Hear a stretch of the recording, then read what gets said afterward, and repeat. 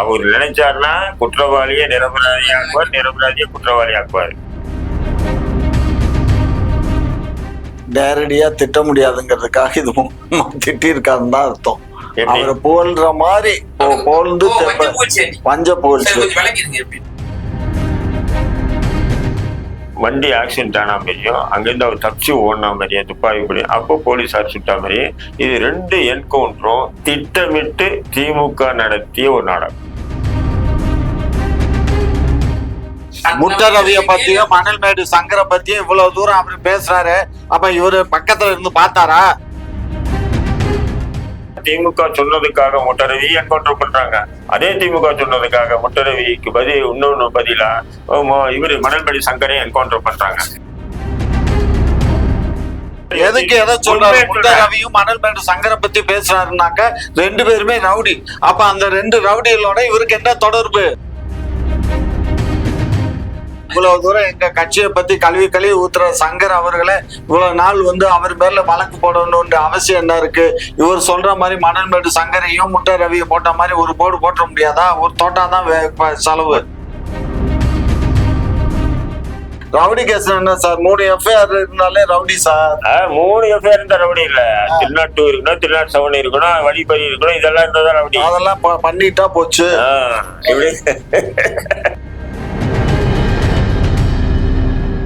குக்கு செய்திகள் நேயர்களுக்கு வணக்கம்.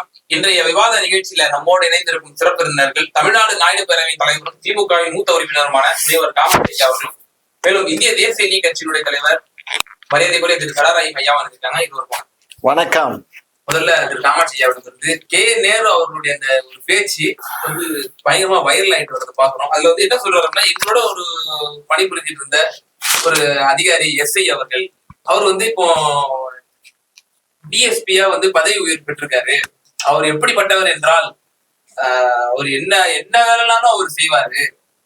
குறிப்பா குற்றவாளிய நிரபராதி ஆக்கினா கூட அவரால் முடியும், அந்த அளவுக்கு அவரு வல்லமை மிக்கவர் அப்படின்னு சொல்லி ஒரு மேடையில பேசுறாரு. இதுக்கு மேல என்ன சொல்ல விரும்பல அப்படின்னு ஒரு விஷயம் சொல்றாரு.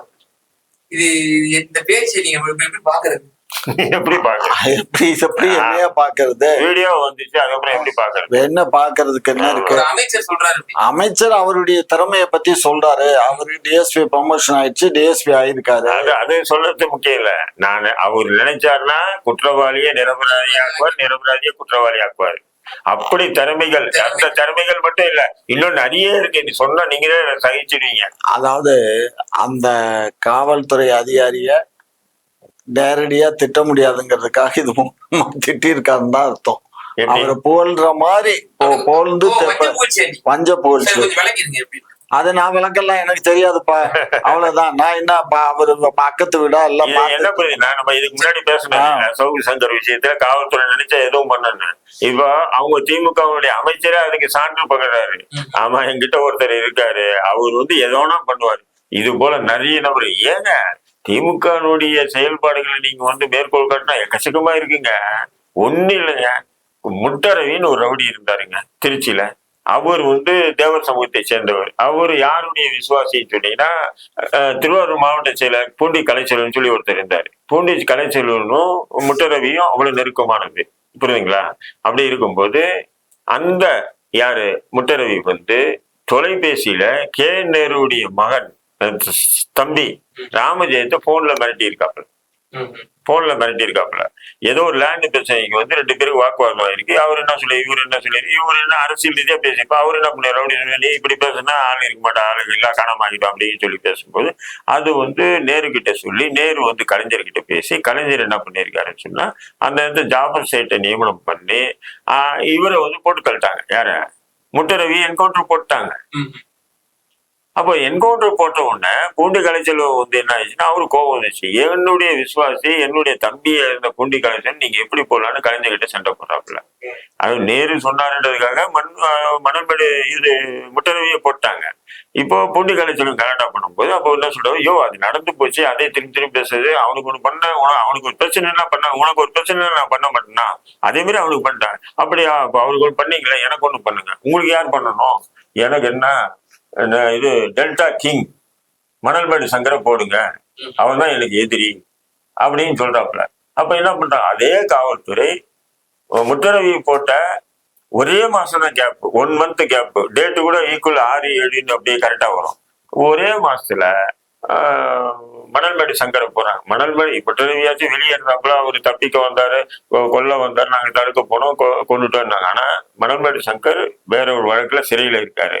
அவங்களுடைய தாயார் உச்ச நீதிமன்றத்தில் என்னுடைய மகனாரை என்கவுண்டர் போட போறாங்கன்னு உச்ச நீதிமன்றத்துல வழக்கு போட்டிருக்காங்க, உயர் நீதிமன்றத்துல ஃபைல் பண்ணிருக்காங்க. இதையும் மீறி அவர் நீதிமன்றம் கொண்டு போகும்போது என்ன, போற வழியில வண்டி ஆக்சிடென்ட் ஆன மாதிரியும், அங்கிருந்து அவர் தப்பிச்சு ஓடின மாதிரியும், துப்பாக்கி படி அப்போ போலீஸார் சுட்டா மாதிரியும், இது 2 என்கவுண்டரும் திட்டமிட்டு திமுக நடத்திய ஒரு நாடகம். இது எதுக்கு சொல்ல வரேன்னு சொன்னா, அப்ப அதுக்கு காவல்துறை முழு ஒத்துழைப்பு கொடுத்ததா இல்லையா? இப்ப அண்ணன் சொல்றாரு இல்லையா, ஒரு எஸ்ஐயா இருந்தாப்புல, டிஎஸ்பி ப்ரொமோஷனா இருக்காப்புல, அவர் சாதாரணமானது இல்ல, அவ்வளவு திறமையானவர், குற்றவாளி கூட நிர்பயாதி ஆக்குவார், நிர்பயாதி கூட குற்றவாளி. இது யார், நான் சொல்லிங்க, எல்லாம் கே நேருவே சொல்றாரு அப்படின்னு சொல்றாரு இல்லையா? அது போன்ற காவல்துறை அதிகாரிகள் திமுக கைவசம் நிறைய பேர் வச்சிருக்காங்க. அதனாலதான் திமுக சொன்னதுக்காக முட்டரவி என்கவுண்டர் பண்றாங்க. அதே திமுக சொன்னதுக்காக முட்டரவிக்கு இன்னொன்னு பதிலா இவரு மணல்மேடு சங்கரை என்கவுண்டர் பண்றாங்க. அப்ப இது போன்ற ஒரு கீழ்த்தரமான செயலை வேற யாரும் உங்களுக்கு கொடுத்திருக்கு, மக்கள் எதுக்கு கொடுத்திருக்காங்க, உங்களுக்கு ஓட்டு போட்டு எதுக்கு தேர்ந்தெடுத்திருக்காங்க? நீங்க மக்கள் நல்லாட்சி நடத்தணுன்றதுக்காக. ஆனா நீங்க சட்டத்தை கையில வச்சுக்கிட்டு உங்களுக்கு சாதகமானவர்களை நல்லவனா வளர்த்து விடுறதையும், பாதகமானவர்களை உங்களை போட்டு தள்ளுறது எந்த வகையான கலைஞர் சொன்னது போல காவல்துறையினுடைய ஈரல் கூட அழிவிட்டதாங்கிற ஒரு கேள்வியும் முன்வைக்கிற மாதிரியான ஒரு நிலைமைதான் இருக்காங்க.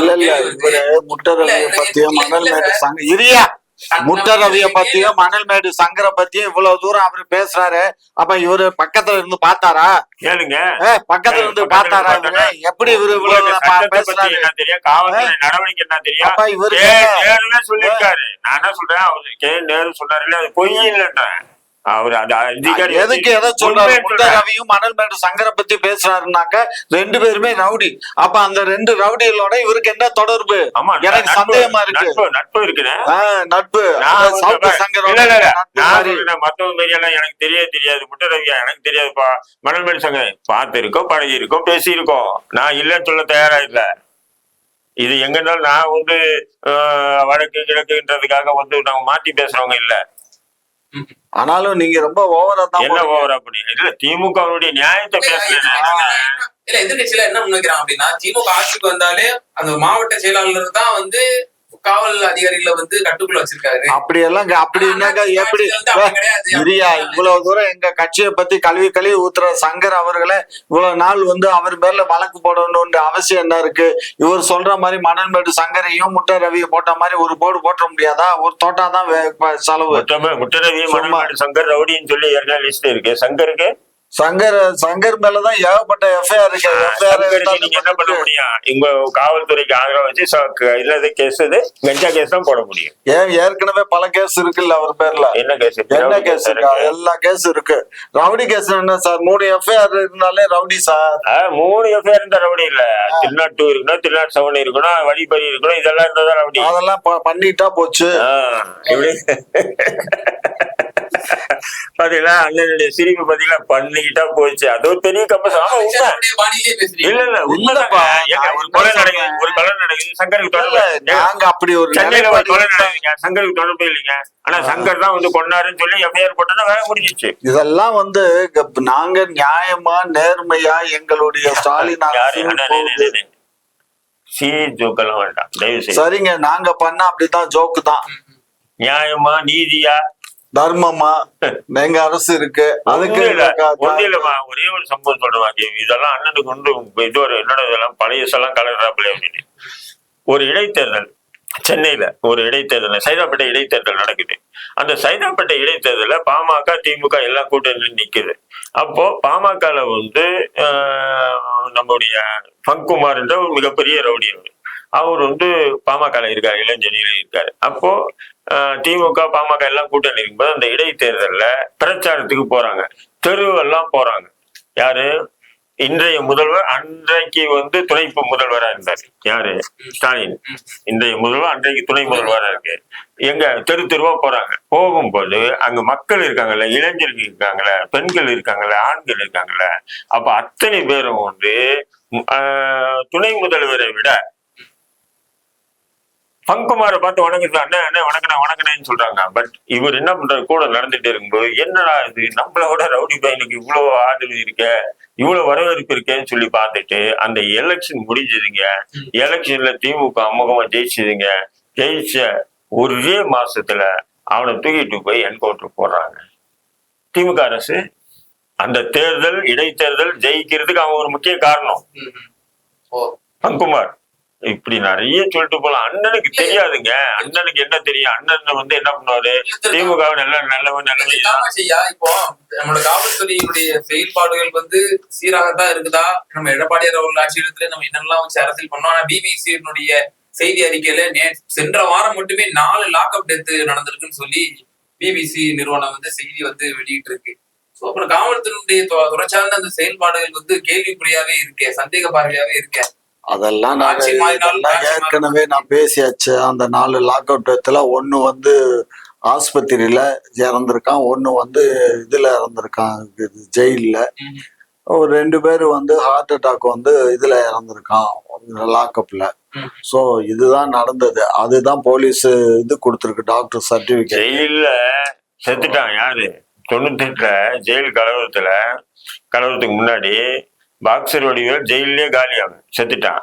ஆனா அது நான் அந்த கலவரம் எல்லாம் முடிஞ்சு ஒரு வாரம் கழிச்சு பேப்பர் வாங்கி பாக்குறேன், சிறையில இருந்து தீவிர சிகிச்சை பிரிவுக்கு மருத்துவமனைக்கு அழைத்துட்டு போய் மருத்துவமனையில சேர்த்த பிறகு அவர் இறந்து விட்டார், மருத்துவர்களால் காப்பாற்ற முடியல அப்படின்னு சொல்லி ஒரு செய்தி. ஆனா அவன் ஜெயிலுக்குள்ள காலி ஆளு. ஆனா இயற்கையான மரணமா? அதான் சொல்லல, அந்த டெப்டி ஜெயிலர் என்பவர் அதுல வந்து என்ன சொன்னா, இந்த போதை வஸ்துகளை வந்து தண்ணியில கலந்து குடிக்க வச்சிட்டாரு, அந்த பவுடரை குடிக்க வச்சிட்டாரு. குடிச்சு அடுத்த நிமிஷம் வாழ்ந்து எடுத்து ஸ்பாட்லேயே காலி. எங்க ஜெயிலே செத்துட்டான். அதனாலதான் ஜெயில கலவரம் வருது. ஆனா போஸ்ட்மார்டம் ரிப்போர்ட் எல்லாம் எப்படின்னா, போலீஸ் என்ன சொல்லுது அதான் போஸ்ட்மார்டம் ரிப்போர்ட். புதுசா எல்லாம் போஸ்ட்மார்டம் ரிப்போர்ட் எல்லாம் எழுத மாட்டாங்க. அது என்ன சொல்ல எப்ப இறந்தாருன்ற எழுத மாட்டாங்க. போலீஸ் சொன்னது போஸ்ட்மார்டம் ரிப்போர்ட். அந்த அடிப்படையில என்ன பண்றாங்க, பாக்ஸர் வடிவேல் ஜெயிலுக்குள்ள இறந்துட்டான். ஆனா என்ன பண்றாங்க, மருத்துவமனைக்கு வந்து சிகிச்சை தீவிரமா பண்ணும்போது, தீவிர சிகிச்சை பிரிவில் வைத்து தீவிரமா சிகிச்சை பண்ணும்போது ஒரு 4 மணி நேரம் 5 மணி நேரம் சிகிச்சை பலன் இல்லாமல் இறந்துட்டார் என்ற மாதிரி வருது போஸ்ட்மார்டம் ரிப்போர்ட். இதெல்லாம் அயோக்கியத்தனம் இல்லையா? இப்ப அண்ணன் சொல்றாரு இல்லைங்களா, சில பேர் ஹாஸ்பிட்டல்ல இருந்தாங்க, சில பேர் போலீஸ் ஹார்ட் அட்டாக் இறந்து போயிட்டாங்க. அதே பாக்ஸர் வடிவுக்கு ஹார்ட் அட்டாக் தான் சொன்னாங்க. காவல்துறை அண்ணன் வந்து அதான் சொல்ற ஆட்சிகள் நடக்கிறது எல்லாமே வந்து காவலர்களால வந்து அடிச்சு துன்புறுத்தினாலதான் மரணிக்கிறாங்கன்னு சொல்லிட முடியுமா?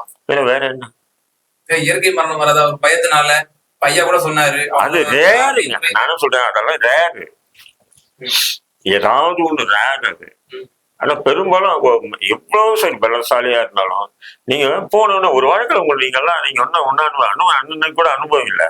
ஒரு வழக்குல ஒருத்தனை கைது பண்ணா கூட வந்து போலீஸ் வாங்க அப்படின்னு கூட்டு அப்படிலாம் இல்ல, ஏதோ ஒண்ணு. அதான் சொல்லுனேன், இல்லைன்னா என்னை ஆபீஸ்ல பிடிச்சிருக்கலாம்ல, ஏன் பிடிக்கல? வீட்டுல பிடிச்சிருக்கலாம்ல, ஏன் பிடிக்கல? வழியில அதாவது பீதி முன்னாடி ஒரு கால முன்னாடி ஒரு 50 போலீஸ் வந்து டக்குன்னு தூக்கி வண்டியில போட்டு வண்டி வேகமா அப்படி என்ன சார் பேசுறது இல்ல, அப்படியே எங்கடா எடுத்துட்டு போறீங்க, எங்கடா பண்றீங்க, எங்க எடுத்துட்டு போறீங்க? மேஜிஸ்ட்ரேட் வீட்டுக்கு போலீஸ் பண்ணி அடுத்த நிமிஷம் ஜெயில வைக்க. இது கேட்டா இவ்வளவு பரபரப்பு. நேரம் எனக்கு போன் பண்ணி சொல்லியிருந்தா நானே வந்துருப்பேன், பாய் ஜெயிலாட்ட வந்துருங்க பாய், நாங்க எல்லாத்தையும் ரெடி பண்ணி வச்சிருக்கோம், உள்ள போங்க பாய்னா போயிட போறோம். ஓப்பனா சொல்லணும்னா அப்படி இல்ல ஸ்டேஷனுக்கு வாங்க பாய், நாங்க எல்லாம் ரெடி பண்ணி வச்சிருக்கோம், நேரம் போய் மேஜிஸ்ட்ரேட்டுக்கு போயிட போறோம். பட் அந்த ஒரு தேதி ஒரு அச்சுறுத்தல், அந்த ஒரு அக்யூஷன். இன்னொன்னு என்னன்னா, இல்ல உதாரணத்துக்கு பாத்தீங்கன்னா இதெல்லாம் அண்ணனுக்கு தெரியாது. என்னை பிடிச்சி உள்ள அடிச்சுட்டு இருப்பாங்க வைங்க, உங்களை பிடிச்சி திண்டு வச்சிருப்பாங்க, பிடிச்சி வச்சுட்டு என்ன உள்ள அடிப்பாங்க. உதாரணத்துக்கு அடி நான் கத்துறேன் பாருங்க, அது உங்களுக்கு கேட்கும், இவனையே இந்த அடி அடிக்கிறான், நம்மளெல்லாம் இந்த அடி அடிப்பாங்க, நம்ம என்ன சொல்லிடுவோம், இவனுக்கு சொல்றதை கையெழு போட்டு ஓடும். அவன் என்ன எழுதியிருக்கான். அதனாலதான் நீதிமன்றத்தும் கூட என்ன பண்ணுதுன்னு சொன்னா, அந்த காவல் நிலையத்துக்குள்ள நீங்க கொடுக்கக்கூடிய எந்த வாக்குமூலம் செல்லாதுன்னு வெளித்தூக்கி போடும் நீதிமன்றம். இன்னைக்கு கூட அந்த பத்திரிகைக்கு கூட இந்த வாக்குமூலங்கள் வந்து என்ன ஆகும், அண்ணன் சொல்ற மாதிரி வட்டாட்சியருக்கு முன்னாடி கொடுத்த வாக்குமூலம். இது வந்து தேவதூதர்கள் நேரடியா அனுப்பின வாக்குமூலம்னு கூட சொல்லுவாங்க அண்ணன். அப்சல் குரு கூட இப்படி சொல்லுவாங்க. அவர் வந்து போலீஸ்ல வந்து அவர் இந்த மாதிரி சொன்னார், வாக்குமூலம் கொடுத்தாரு அப்படின்னு சொல்லுவாங்க. ஆனா கடைசியில அவருக்கு தூக்கு தண்டனை கொடுக்கப்பட்டது கூட்டு மனசாட்சியின் படிதான். அவருக்கு அதான் சொல்றேன், அதுவே அநியாயத்துக்கு உச்சமா இல்லையா? உங்களுடைய இருவரோட கருத்தை பதிவு ரொம்ப நன்றி. நேயர்களுக்கு மீது நன்றி. தொடர்ந்து இணைந்திருங்கள் குப்பு செய்திகள்.